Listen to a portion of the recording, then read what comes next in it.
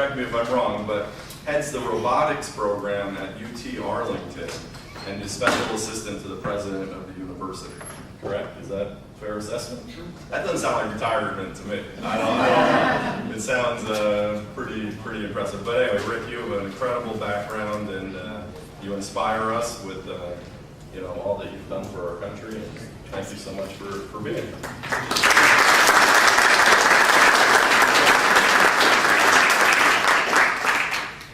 Whiskey down here. It's vodka. Thank you for the introduction. Every time I hear that, I'm more proud of myself. Candidly, as you know, for the folks who were with me last time, the introduction I prefer is the introduction of Sarah's husband and the father of Susan Lucas. That's what's most important to me. I did have the privilege of serving in uniform for 35 years. I did attain the rank of lieutenant general, and in this 1.1 million person army of yours, there's only 50 of us that were 3 or 4 star generals, so it's a pretty elite group. I did have a chance to command 25,000 soldiers in Iraq as part of the surge. I did have a chance to command Fort Hood, Texas. And for those of you who know Texas, that's a pretty big place. That's the largest installation in the free world.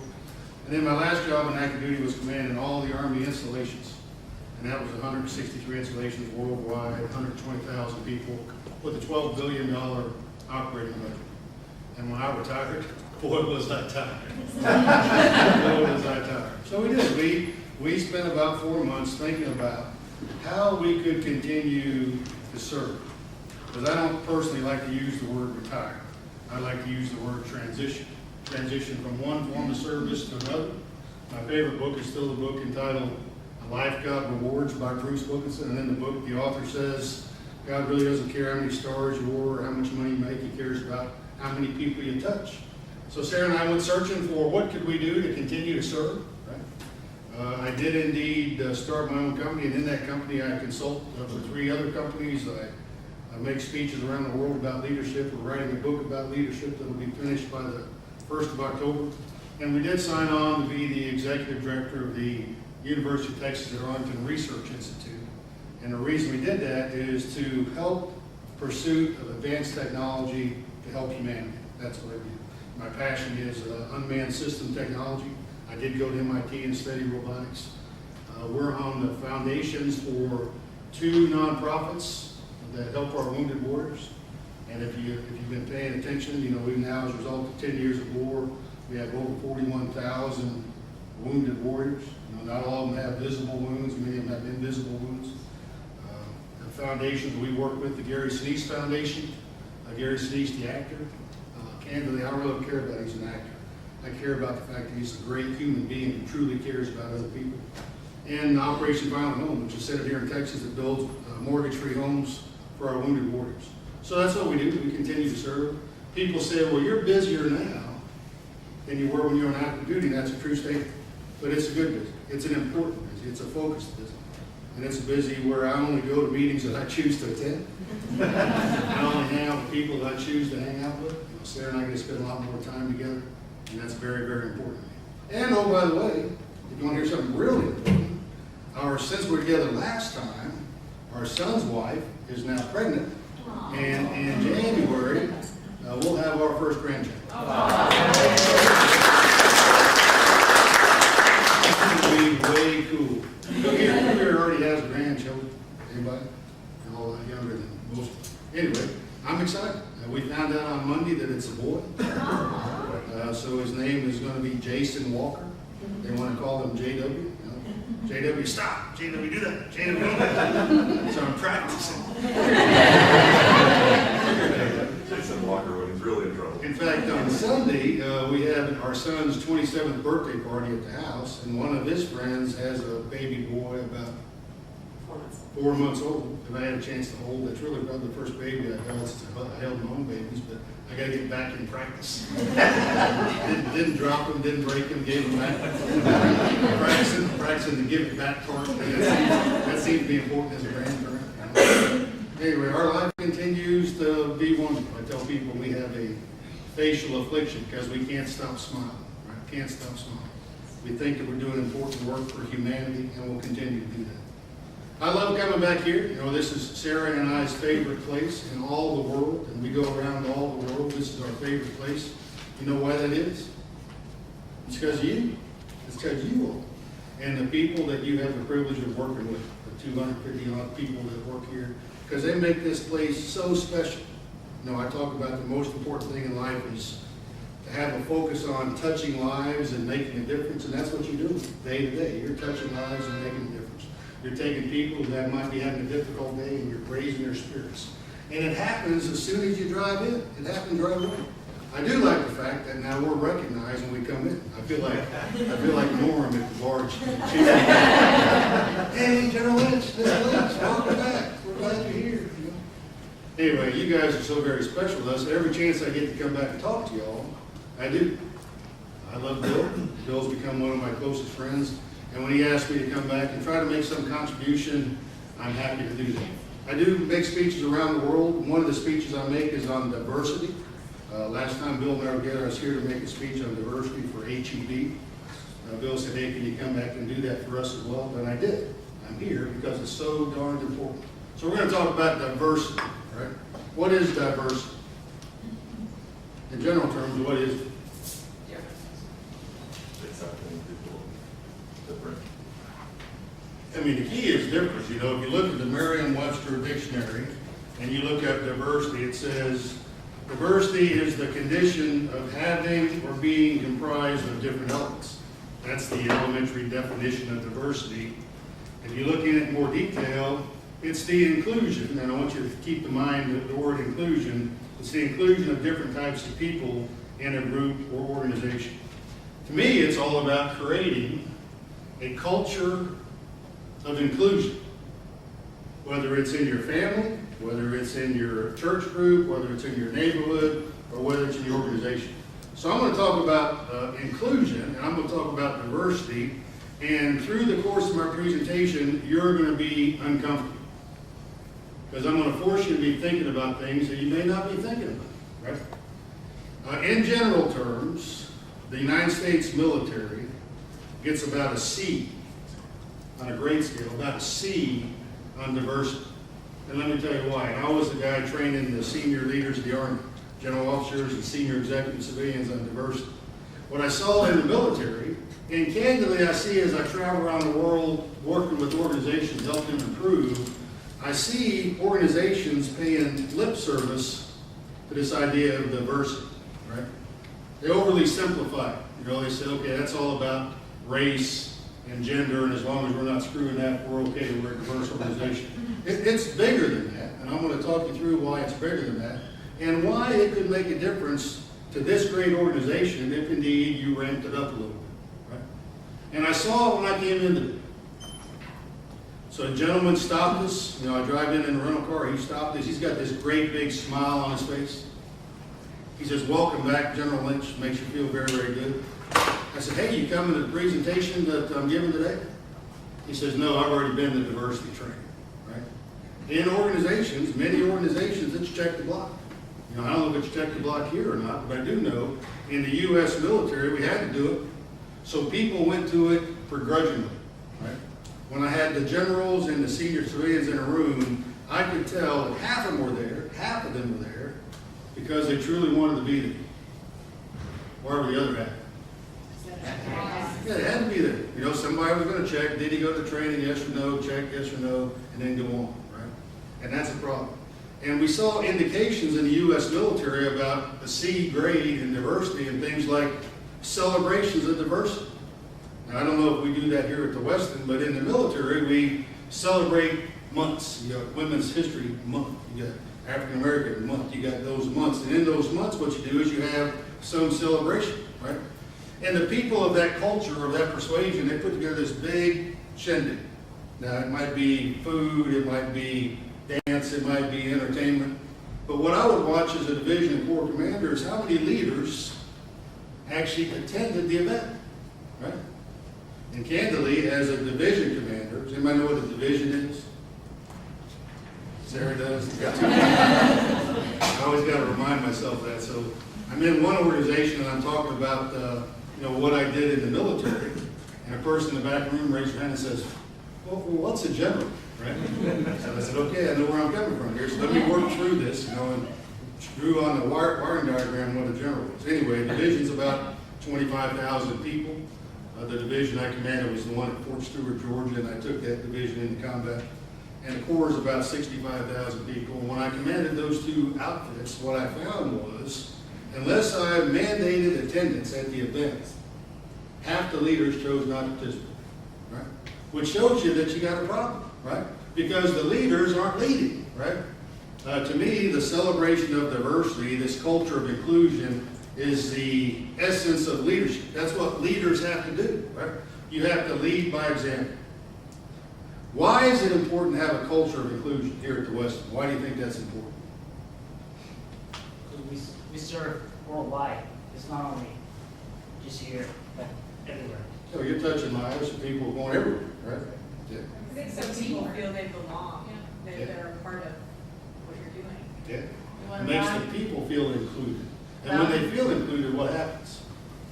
They produce better and they work hard and they. It's a statistical fact that organizations improve by 20%, 27%. Productivity improves by 27% if you have a true culture of inclusion. And why is it? Because people feel value added. They feel that when they come to work, their contributions are recognized and appreciated. They don't feel discriminated against. They don't feel like there's somebody different that people are not paying attention to. They feel like they're part of the family. They feel like they're part of the team, right? That's one reason why it's important, because improvement of productivity. It's also noted that it's a 67% increase in sales and revenue if you've got a culture of inclusion, so it becomes across as this is an organization who truly celebrates diversity. Why else should you do it? One is because it's going to pay off for you. Why else should you do it? It's the right thing to do. It's the right thing to do, right? You know, Sarah and I would give presentations to military families all the time. We'd give presentations of those fixing to go into command. You all know what fixing to means, right? We went through this last time, fixing to. Did anybody not hear my story about Kosovo? Because I love to tell a story. Anybody not hear the fixing to story? All right, good. There's one person in the room, I'll tell it. So anyway, Kosovo in the Balkans, right? NATO's still there, by the way. And I'm leading this 600-person staff from 29 different nations as the chief of staff. And I'm an American general, and I got 7 other generals that work for me, but they weren't Americans. I'm there right out of Fort Hood, Texas, and I'm talking in Kosovo like I talked in Texas.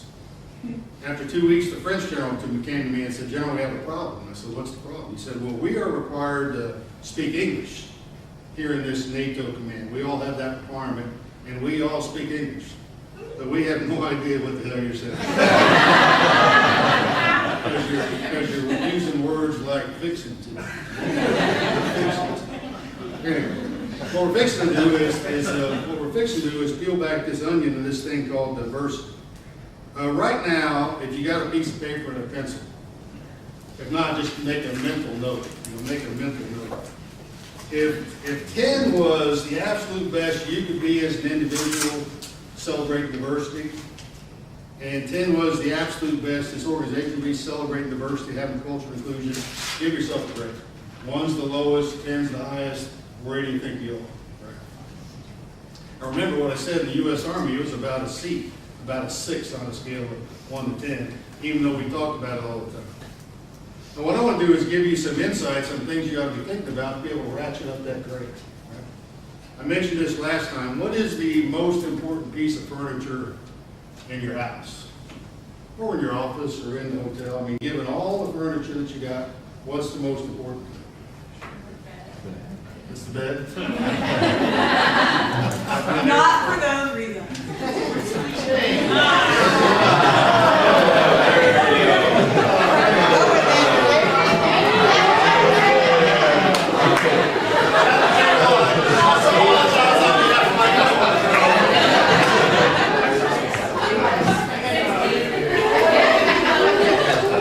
I knew what you meant.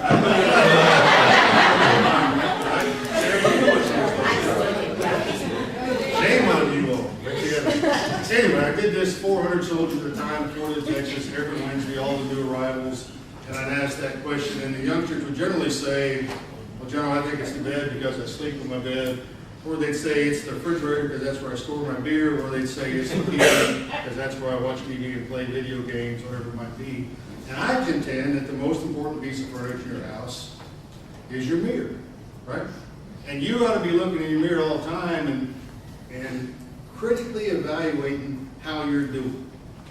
Not as a manager or as a chef or whatever it is, but how you're doing as a human being, right? Back to the book, The Life God Rewards. Are you touching lives and making a difference? Are you truly trying to be a valued member of this thing called humanity? Right? Anyway, give yourself that grade mentally, and then we're going to come back and ask you to do again when it's over with, after I give you some insights on what you ought to be thinking about. Okay. When you think about diversity, in general terms, what do people think about? Remember, diverse elements, what do you think about? Race. You think about race, what else? Culture. Religion.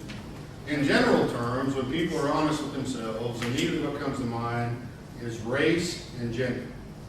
Race and gender, because that becomes the most obvious. Right now I can see how many men, how many women, how many different races we have here in the leadership of the West, because that kind of jumps out at you, right? But if leaders truly know their teammates, in HEB, we consult for HEB and we'll be there with them tomorrow. They call everybody partners, right? Everybody's a partner. HEB has 76,000 partners. What do you call each other? I mean, if you got 250 people and 50 are here in the room, generally what do we call Associates. each other? Don't laugh. Look where her mind is. Associates. Associates.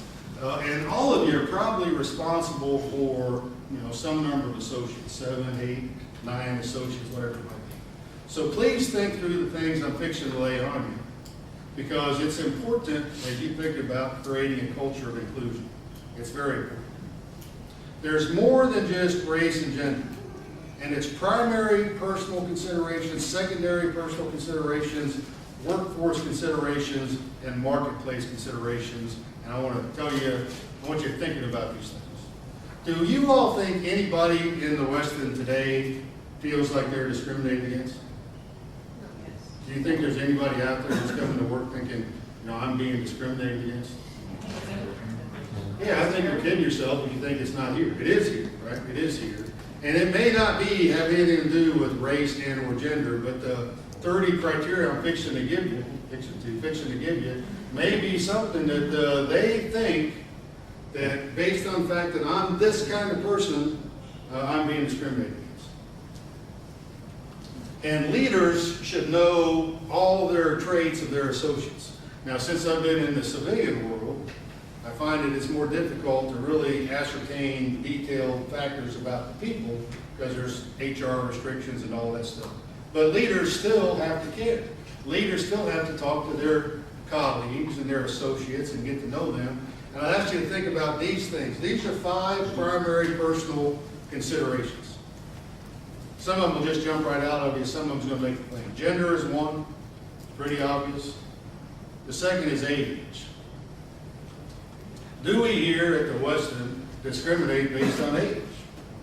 I don't know. Yes or no. I do know in the military, it was a point of concern, right? It was a point of concern. In the federal government, you can't use age as a discriminating factor in terms of employment. You can't. So when I took command of Installation Management Command, that was 120,000 people worldwide.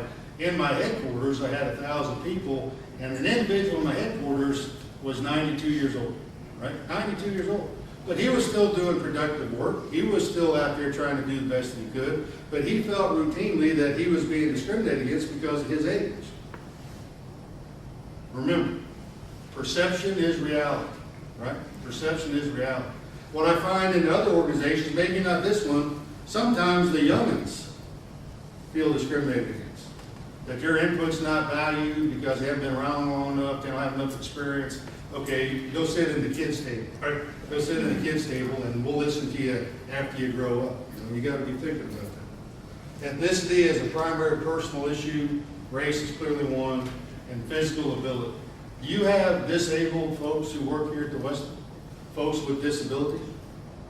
Of course you do, right? Of course you do. Some of them are obvious, some of them are less obvious. But people have disabilities. Does anybody in this room have a disability? I do, right?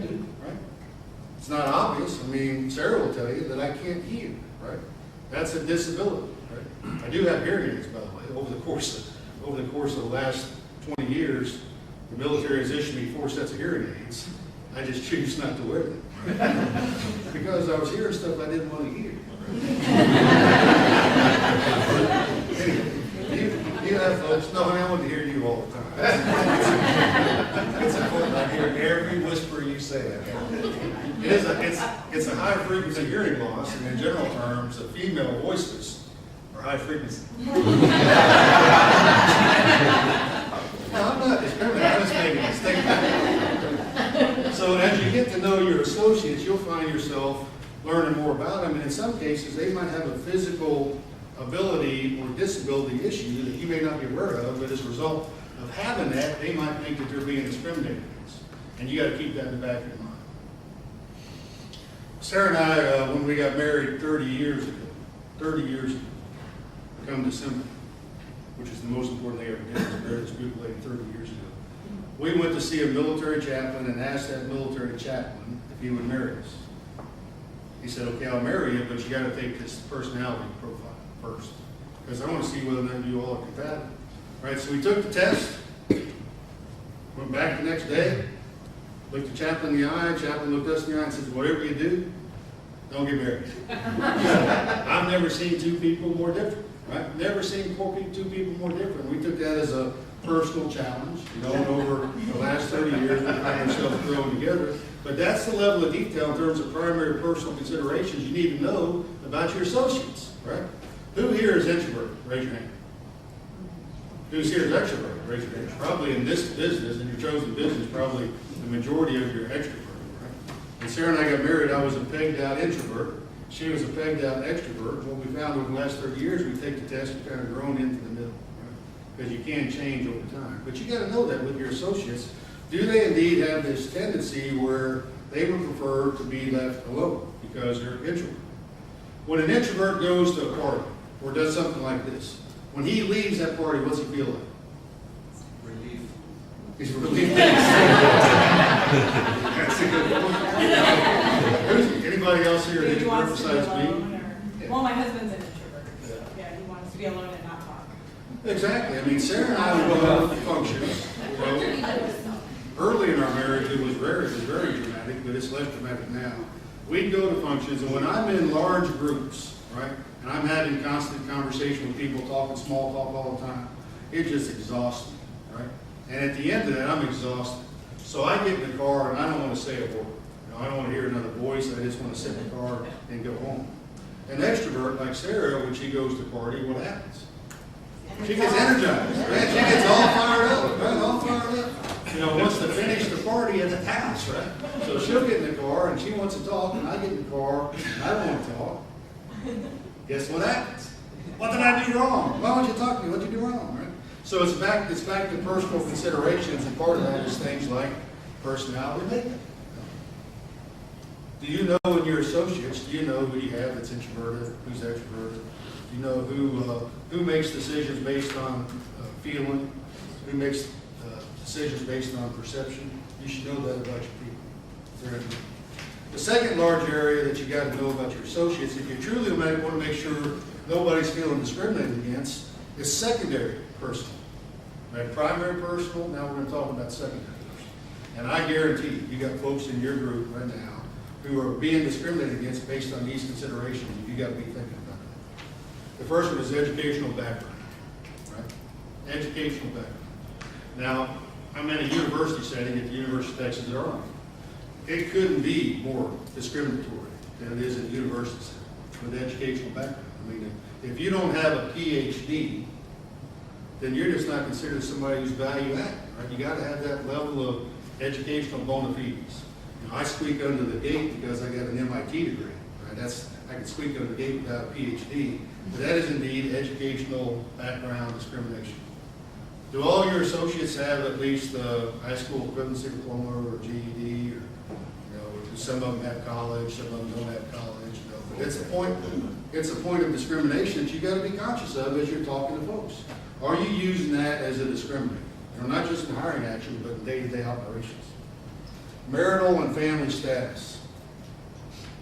Now, we in the Army had this thing called the Army Family Covenant that Sarah and I were responsible for. We committed to Army families that in these difficult times with all these deployments, we would take care of the families. It was called the Army Family Covenant, and it was a $6.1 billion program. Because I think, as I mentioned to you last time, and I hope that it registered with you, you know, we, the senior leaders in the military, know that we've been at war now for over a decade, and we believe we're going to be at war for another decade. We believe that's true. Unless we choose to fight the terrorists here in San Antonio, we got to continue to fight in places like Afghanistan. You know, it's troubling what's happening with withdrawal of American military forces, but that's a different subject for a different time. Anyway, I lost my train of thought. I lost it. Get fired up. Yeah, Army Family Covenant. So the strain on the Army families is unbelievable and almost unbearable. So we had the Army Family Covenant. We were just doing what we thought relatively great with the Army Family Covenant until one young soldier came up to me and said, "Why are you discriminating against me?" I said, "I don't understand." So why are you discriminating me? He says, "I'm not married. Right? Putting all this effort in the families. What about me? Right? Nobody's taking care of me. He wasn't married. Right? That was a perceived discrimination. And we had to launch a major campaign in the Army to make sure we say Army family, that's everybody, right? That includes the single soldiers and the married soldiers. And family could be a point, marital status could be a point of discrimination. You gotta be sensitive to that. Things like military experience and income, religious beliefs, appearance, those are secondary personal considerations that individuals might feel that they're being discriminated against. For example, in my research institute, one of the young graduate students has, you know, he's a he, and he's got a ponytail down to his waist. He chooses to wear his hair like that in an environment where a guy like me is running the institute, right? So I got to intentionally make sure that he knows that that appearance isn't offensive to me, that it's not going to cause me a concern, and that I'm really looking forward to having him contribute based on his skill sets, not necessarily his appearance. Right? You have to be attuned to that. And then the last secondary personal consideration you got to be attuned to is values. Does everybody have the same set of values? Did we all raise up, you know, that all parents have the same kind of value brush that they painted us all with? We all get the same values? Of course not. Everybody, by definition, has different sets of values. Now, organizationally, you're probably trying to get some values for the organization.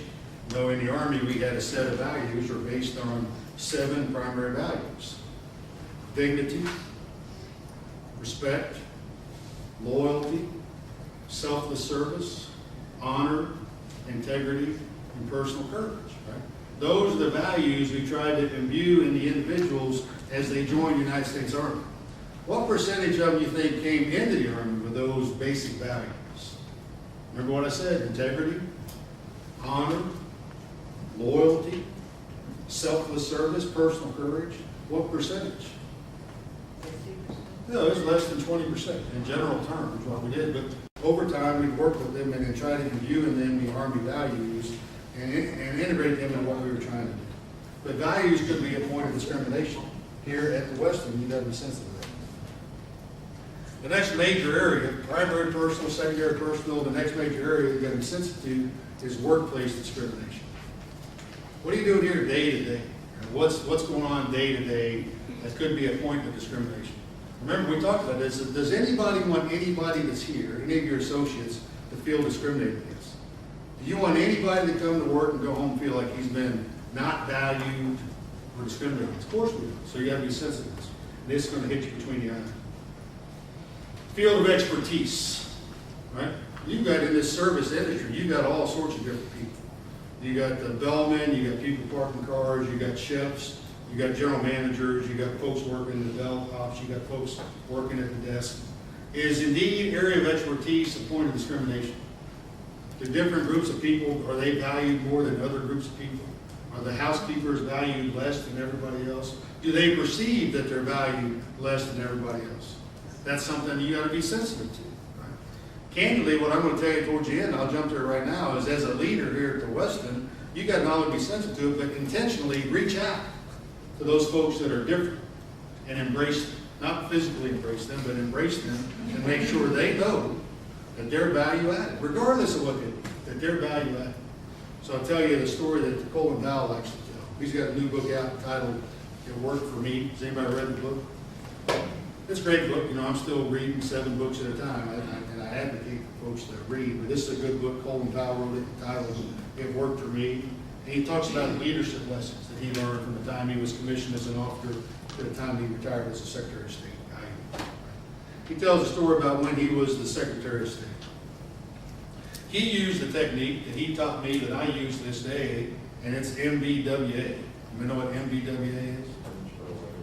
Yeah, manage by walking around. I mean, you as a leader, you got a choice. You can sit in your office and assume you know what the heck's going on, or you can get out and about and talk to people and have a real feel of whether or not what you think is happening is actually happening. So here he was, a Secretary of State, and he's doing MBWA through the State Department. And he goes down into the parking garage underneath the State Department. Has anybody been to D.C. and you know how the buildings are? I mean, they're huge buildings, underground parking. That's the way it is in the State Department.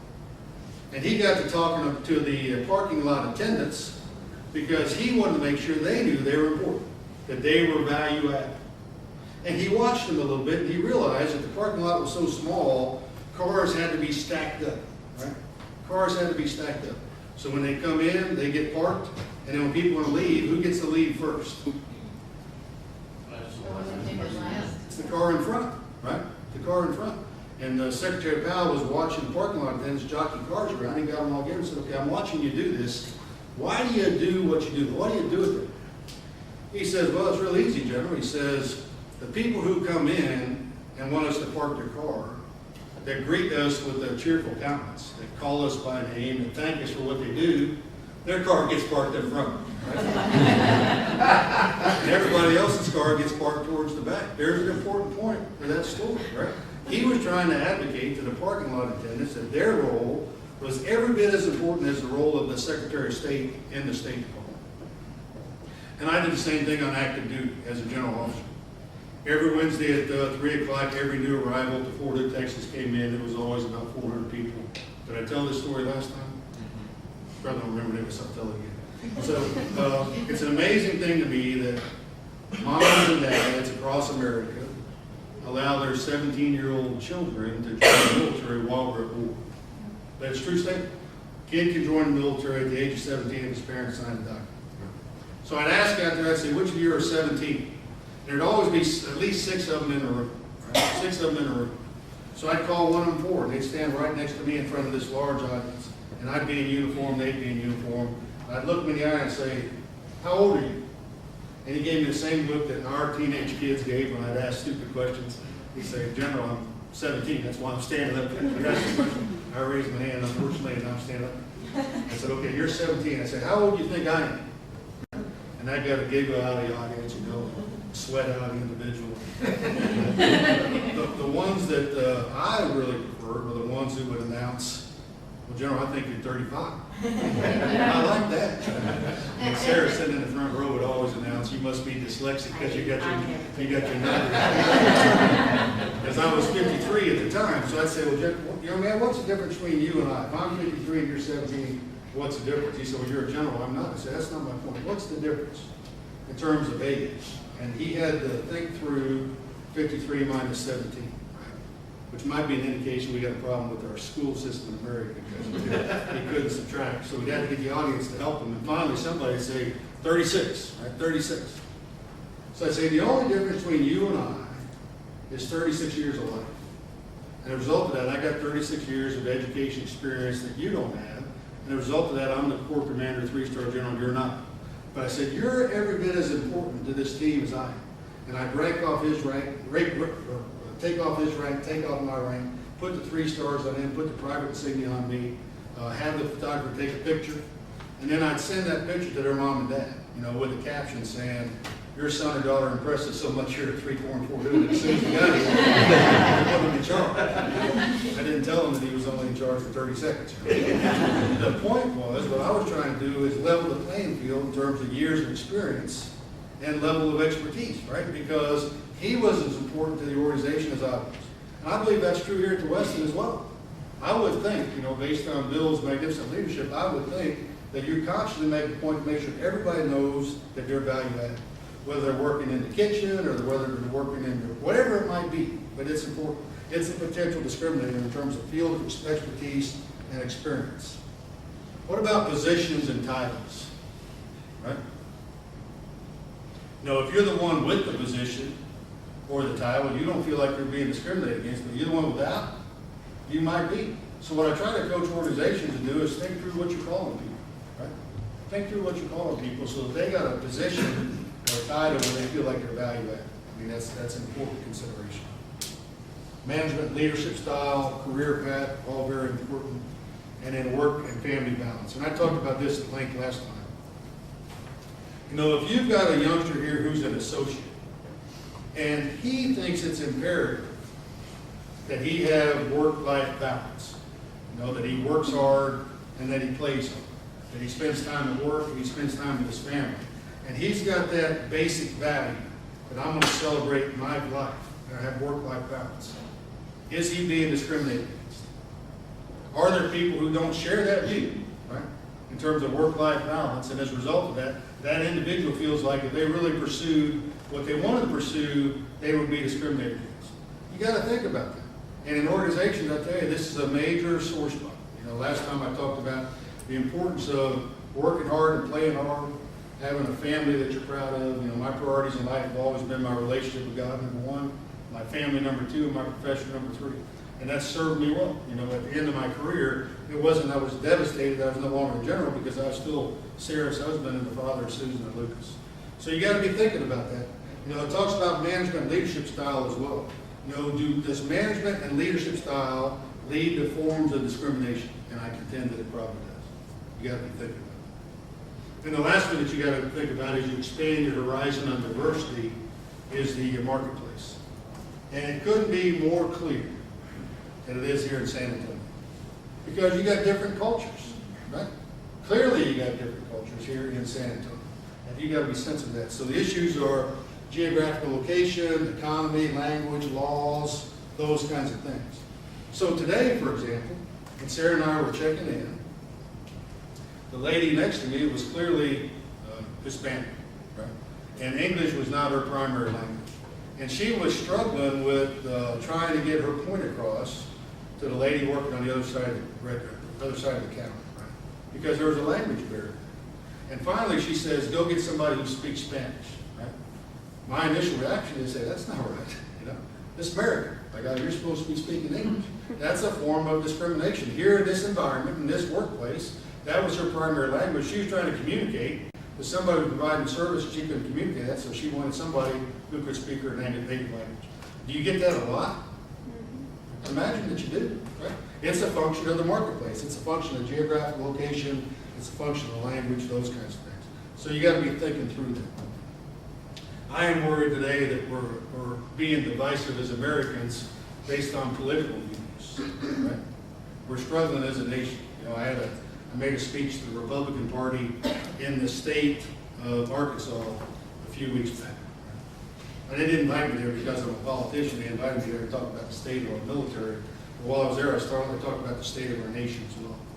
And candidly, I'm worried, right? In Iraq, has anybody ever been to Iraq? Beautiful place. I've had almost 4 years in Iraq. It is a beautiful place, candidly, just pretty hot. In Iraq, when you stop an Iraqi on the street and say, identify yourself, the first thing they identify themselves is with their family. Right? I'm a member of this family. And then they'll identify themselves with their tribe. Right? And then they'll identify themselves with their sect. I'm either Sunni or I'm Shia. And only at the end of the conversation will they identify themselves as an Iraqi. Right? I worry we're going that direction as a nation. Right? Political views are becoming divisive, especially right now as we work our way towards an election. I do worry that when you talk to people on the street now and you identify yourself, they identify themselves as a Republican, or as a Democrat, or as a conservative, or as a liberal, and they don't get around to identify themselves as American. So you got to be sensitive to that here in this environment, especially this time. You know, our political views becoming divisive, and as a result of that, leading towards perceived discrimination. You got to be thinking about it. So let me give you 4 things based on all I told you about that I'd ask that you think about. You know, if you truly want to have a culture of inclusion, and you as a leader want to help bill celebrate diversity and create a culture of inclusion, I'd recommend you do these 4 things. One is you truly get to know your associates. I don't know, how many people work for you? Just give me an example. 7? Who has 5 people, 7 people? Just give me some numbers so I can set me. That work under us? Yeah. 6. How many? 8. 8? Maybe 60s. 60? No, in general terms, what we try to do in the U.S. military is limit span of control to 3 to 5 people, right? So even if you're a platoon leader and you got 30 people, you've got squad leaders and they got 10 people, and then they got assistant squad leaders and they got 5 people. So in general terms, it's about 3 to 5 people. And you can know 3 to 5 associates, just like you know your own children. You can. You know, I said this last time. If you're a leader, one of the essence of leadership is to love your subordinates like you love your own children. So you got to truly know your associates, and not just are they black or white, or male or female, but all those factors that I gave you. And I'm going to give this to Bill, because it probably ought to be something you guys look at more closely. You know, individually and collectively, look at it more closely. But I'd say the first thing you got to take away is, do you truly know your associates? Do you know about their religious beliefs? Do you know about their marital and family status? Do you know about their abilities or disabilities? Do you know about their values? Do you know about their views on their area of expertise and their level of experience? Do you truly know your teammates?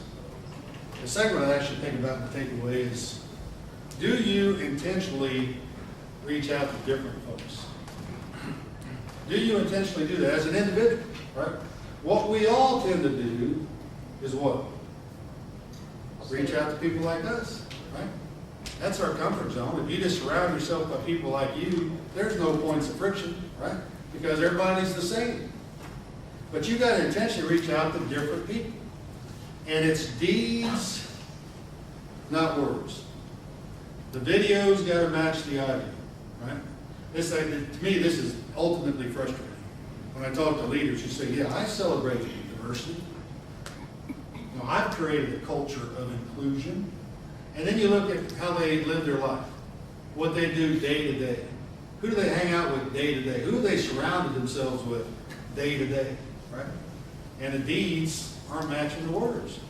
The video's not matching the audio.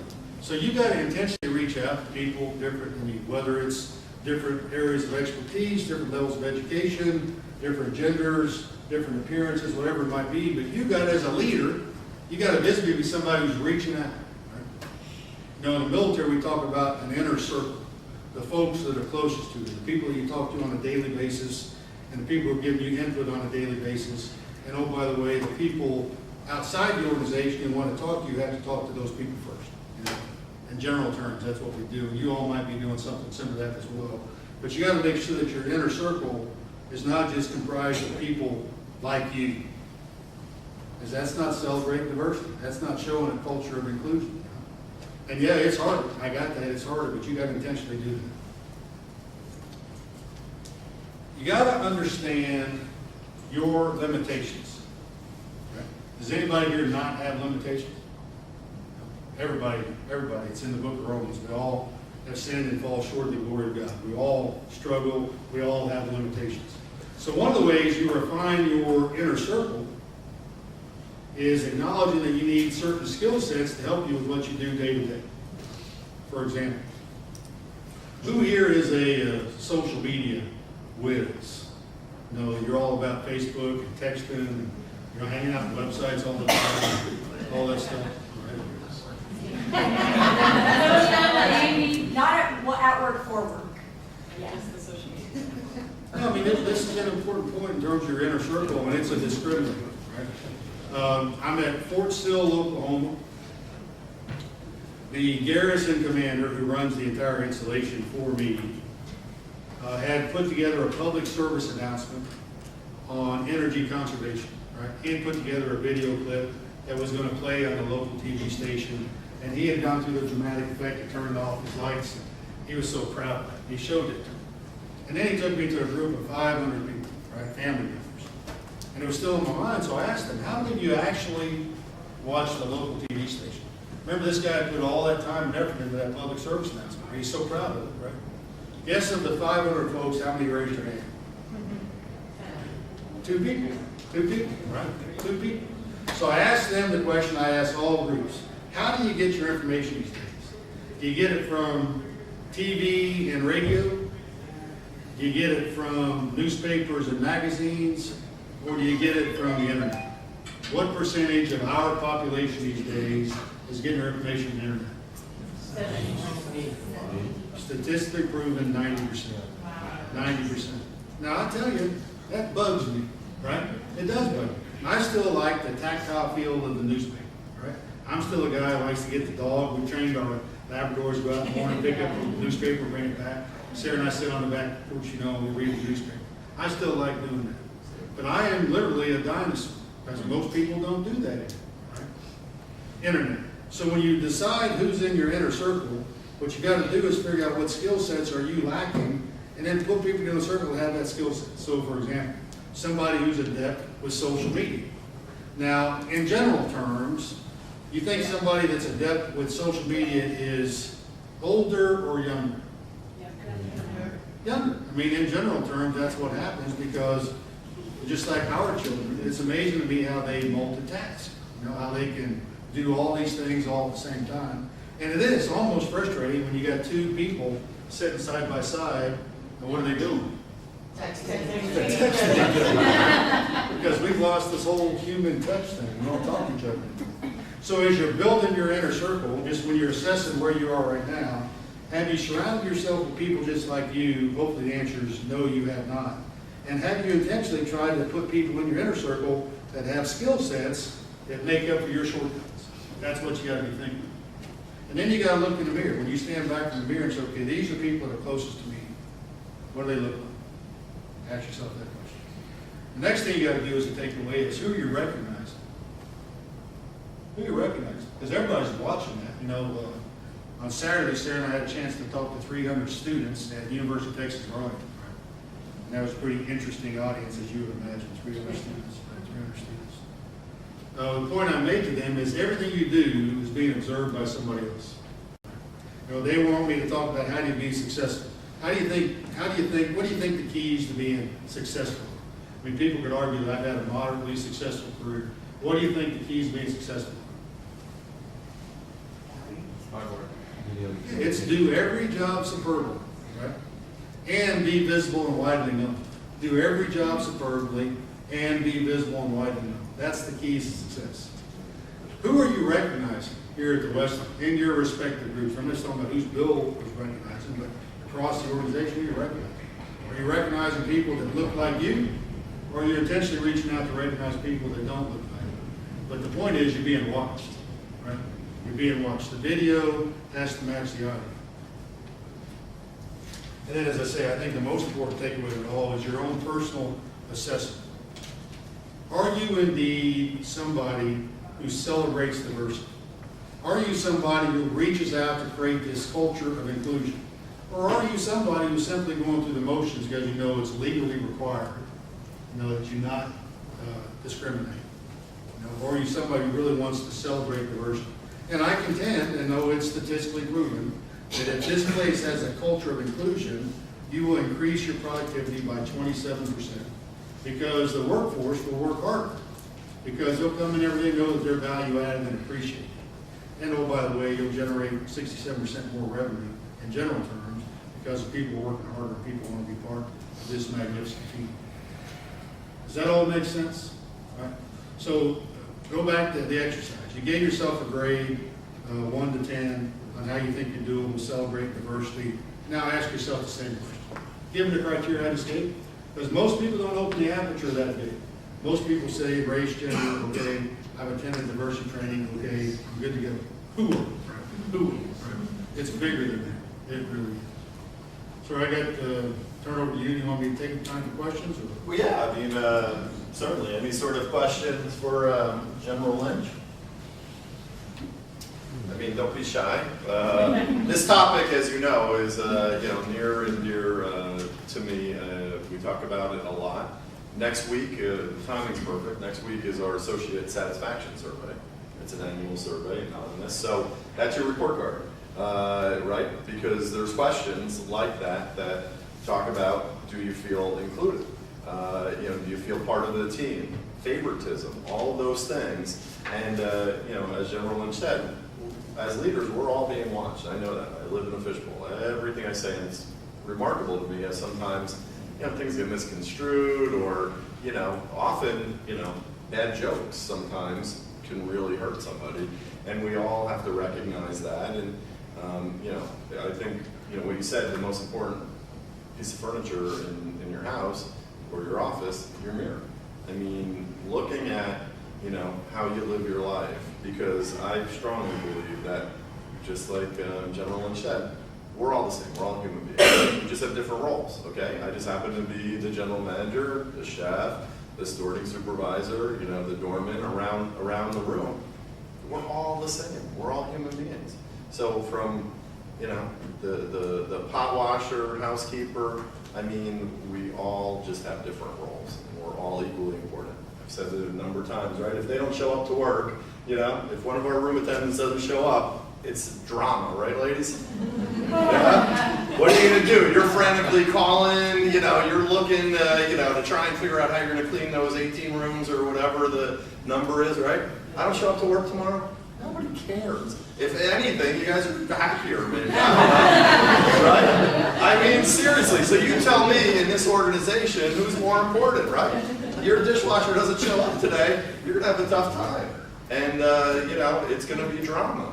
So again, I hope that we all really take this message seriously.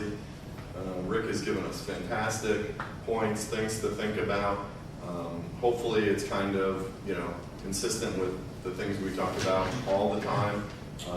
But we want everyone to feel in the house, right? There's that, they're either in the house, out of the house. And your staff, some you might think they're more amiable people, or they might be more flexible, or they're just great workers. You might go to them more often, or because they look like you, and they're your inner circle. Well, how's the other person feel who maybe, isn't quite, at your right arm, where you've got to reach out to them, like Rick said again, maybe go that extra mile to reach out to them, bring them in the house, because when they're in the house, they're definitely more productive, and everyone's going to feel better, and that positive energy feeds off of each other, and then that's when our organization really can move to the next level.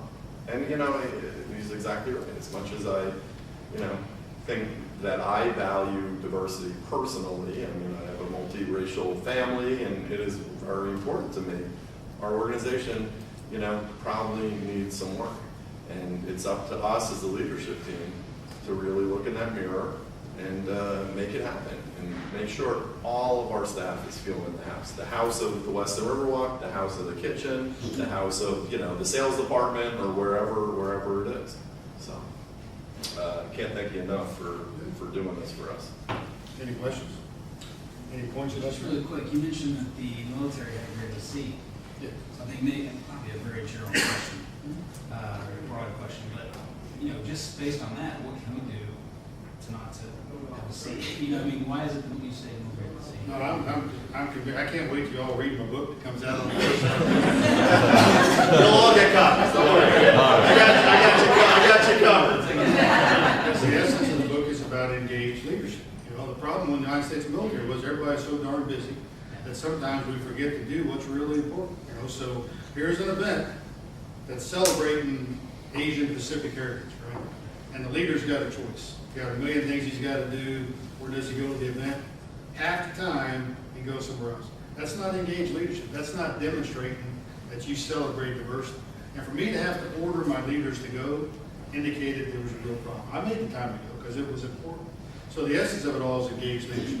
It's knowing your associates. It's knowing your people and making sure that they don't feel like they're being discriminated against. But they do, right?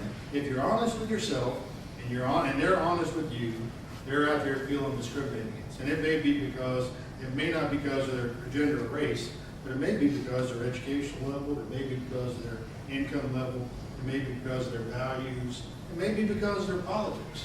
And you as a leader, you got to attack it. It's engaged leadership. sort of questions? No? All right, I showed this last time, I'm at your disposal. I mean, my email address is Gmail now, it's ricky.lynch55. Remember, I was named after Ricky Ricardo, I love Lucy. Makes it Ricky Lynch. Makes it pretty easy to remember Ricky.lynch55, I was 55 at the time, I got the Gmail address. But, you know, since the last time, several of you emailed me with some thoughts, ideas, questions, concerns. I'm at your service, whatever I can do. You know, if you want to talk about something some more, or you got some ideas you'd like to bounce off somebody, because that's what human beings are supposed to do. You're supposed to live a life that God rewards, and that's what I'm going to do. And Sarah does the same. Yeah, and Rick really means that. I mean, he, you know, we became, you know, we become great friends, but, you know, I was telling him about Kyle and Danielle, tough transition here and whatnot. So, you know, he handwrites them each a note, mails it to our house, you know, individualized about, you know, Danielle and Pep Squad and, you know, her transition and Kyle, you know. And, you know, he took his time and it makes an impact. And my kids were like thrilled, and it was able to reinforce and open some dialogue. But, you know, Rick, we're managing that dash, right? That stuck with us last time. In fact, Bert, I just think, said that today to me or yesterday, saying, I'm managing my dash. So meanwhile, it was because he was using that in terms of he was sloughing off. So he's like, yeah, I'm managing my dash. Right.